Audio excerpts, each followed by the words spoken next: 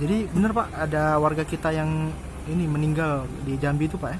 Bisa dijelaskan betul, Pak? ada warga kami dengan informasi kan ada warga saya tertimbun tanah di daerah Jambi. Dia mencari emas di situ, cari makan di situ.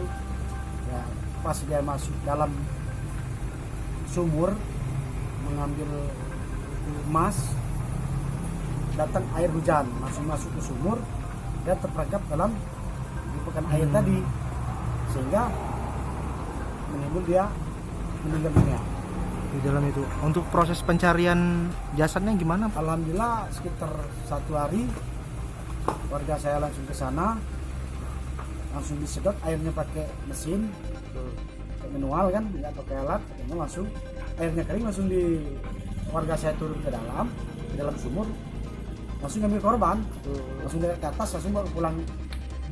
Tadi baru di sekitar jam 10 dikuburkan juga sekarang. Apakah banyak Pak warga kita yang mencari nafkah di sana? Banyak Pak di sana. Banyak Pak.